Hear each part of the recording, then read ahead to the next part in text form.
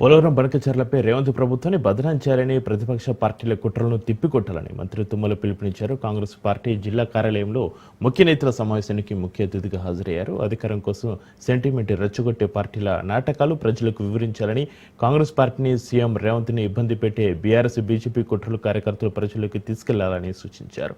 రాష్ట్ర పార్టీ ఆదేశాలతో నేతలు నడుచుకోవాలని సూచించారు. హైదరాబాద్లో జరిగే కాంగ్రెస్ పార్టీ జాతీయ అధ్యక్షుడు మల్లికార్జున ఖర్గే కార్యక్రమం విజయవంతం చేయాలని పిలుపునిచ్చారు. క్రమశిక్షణ లేకుండా ఏ సంస్థ ఏ పార్టీ బాగుపడదన్నారు. పార్టీ లైన్ దాటే వారిని ఉపేక్షించేది లేదని హెచ్చరించారు.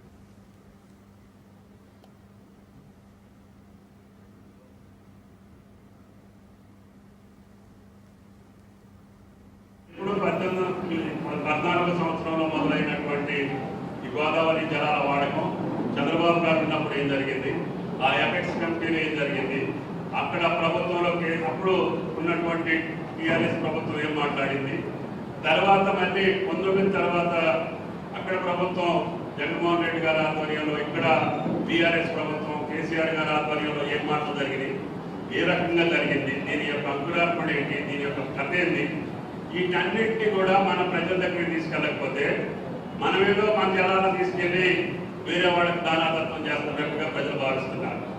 అందుకని నిన్న ముఖ్యమంత్రి గారు కేటగారికలుగా ఆడ పార్టీ మనుగడ కోసం, ఆడ బతుకు తెరువు కోసం మళ్ళీ సెంటిమెంట్ని రైట్ చేసి తెలంగాణ ప్రజలు మోసం చేయాలనుకుంటే రేవంత్ గారి ఆధ్వర్యంలో, కాంగ్రెస్ పార్టీ ఆధ్వర్యంలో అది సాధ్యం కాదు అని చెప్పి స్పష్టంగా చెప్పారు.